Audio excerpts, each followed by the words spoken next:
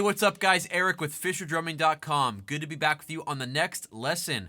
All right, let's get into this. This is a ghost note subdivision exercise. So this is going to help you guys if you want to improve your ghost notes in your grooves. I'm talking about your left hand for most of you on the snare here. Okay, and you want to add that texture, you want to add that feel in your grooves, but you feel like your left hand's just kind of sloppy, it's lagging behind. Well, you're only as good as your weakest link. So this is a great exercise to help improve that left hand, to make it cleaner, to make it tighter, to help improve that articulation and even that speed that you need to slip in those ghost notes in the right places in the subdivision and really make the groove feel good and sound good, of course. Let's get started.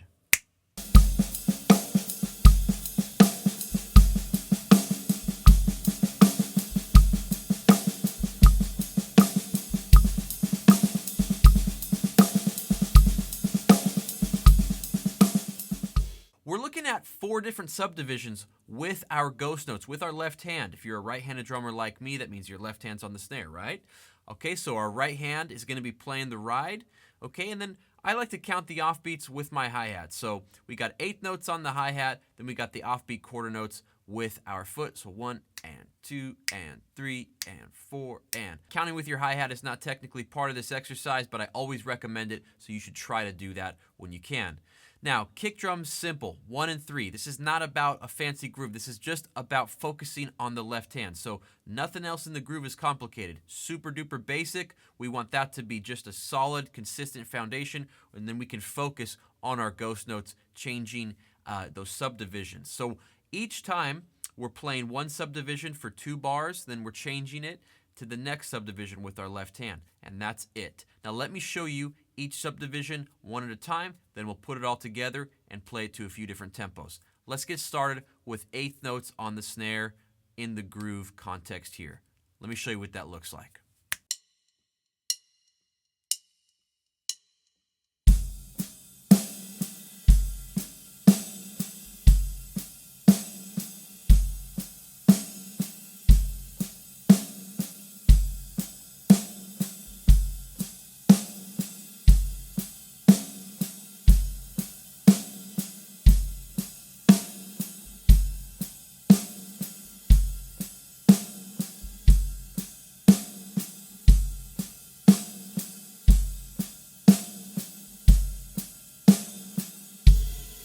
Make sure as you're playing this exercise, you're really keeping that dynamic range very, very low. You can see that I'm only playing them just a little bit above the snare head here.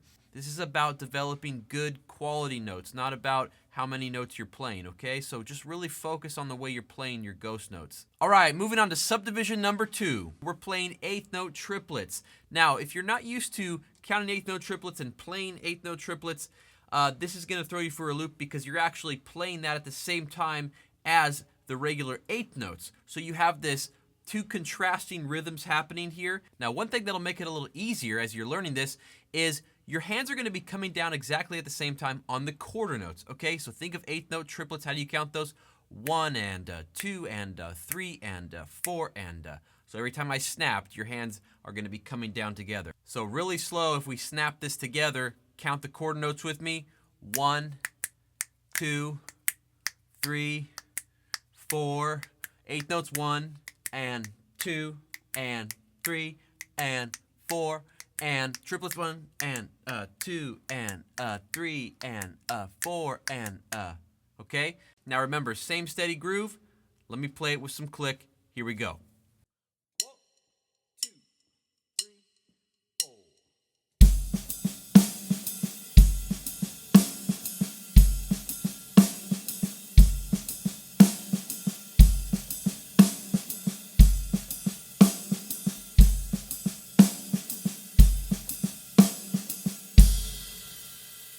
Moving on to subdivision number 3, 16th notes. Now guys, this is actually easier to understand, right? Because it's evenly divided, it's just no polyrhythm, no weird stuff happening here. But it's probably a little bit harder because now we're up in the game here. You gotta really crank out those ghost notes even faster.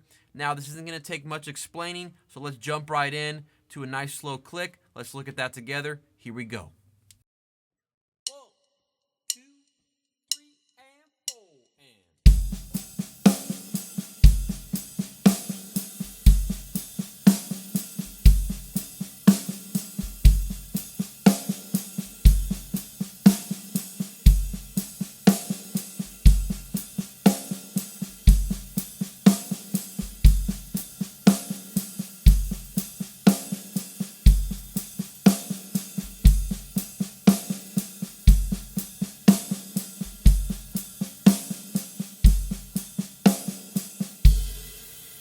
All right, moving on to the last one here, where we're counting 16th note triplets. 1 and a 1 and a 2 and a 2 and a 3 and a 3 and a 4 and a 4 and a. Now we're going to modify it a little bit because playing every single one of those notes would be so much. It would probably be a little bit too fast, a little bit too difficult, and a little too busy. Not really necessary. So most of the time when we're playing that 16th note triplet kind of feel with ghost notes, we're not playing every triplet. We're just playing the second two or two at a time. So the way we're going to do this is we're going to drop that first triplet and just play those second two. So 1 and a 1 and a 2 and a 2 and a 3 and a 3 and a 4 and a 4 and a. Now the only place you're not resting that one triplet is the backbeat 2 and 4. So what happens is you actually are going to be burning pretty good because you're going to be playing 5 notes in a row every time you're going to hit that backbeat spot. Here's what I mean. Let me show you what it sounds like. I'm going to count the 8th notes on the rim.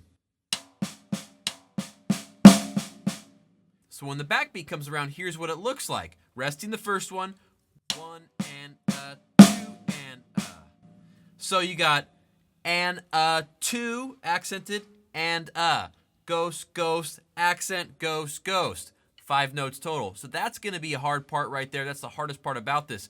But other than the 2 and the 4 where you're doing that both times, all the other ghost notes, you're resting that first one. So here's what it looks like really slow. I'm going to tap the 8th notes on the rim here. 1 and a 1 and a 2 and a 2 and a 3 and a 3 and a 4 and a 4 and a.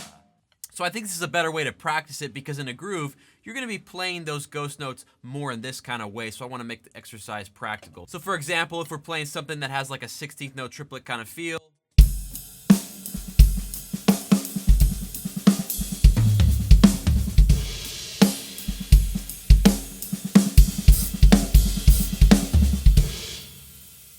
you know, that's going to be a lot more practical and a lot closer to this exercise and the way that you want to play it. So let's do it nice and slow, 60 BPM.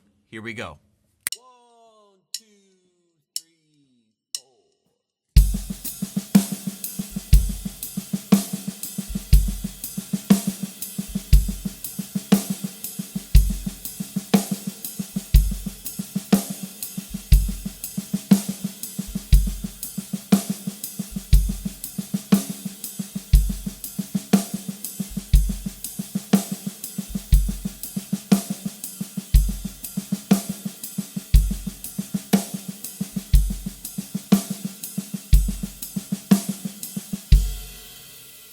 Now, if playing all 5 of those ghost notes is too much, you can't quite get the 2 ghost notes, the backbeat, and the 2 ghost notes right after, that's too much for you, then an easy modification is just bring your right hand down on the backbeats. So then all you're doing is just playing the regular 2 triplets, okay?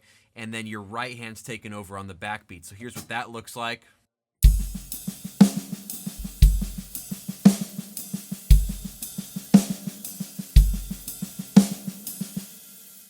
So that's a great way to start, just to get familiar with this, and then you want to try to add in those backbeats with the left hand to just step it up a notch. All right, guys, so now let's play the whole thing together, okay? Measure to measure, you can see the whole exercise. This isn't really about speed, getting it as fast as you can. This is more about just trying to develop that left hand. Believe me, at a slow BPM like this, at 60 BPM, by the time you get to those 16 note triplets, your left hand is really burning, and it's a lot. So just practice it nice and slow and over again, and you will start to see improvement in your left hand ghost notes. It'll start to tighten up your grooves, and you'll start to strengthen that weak link. So let's do it together. Here we go.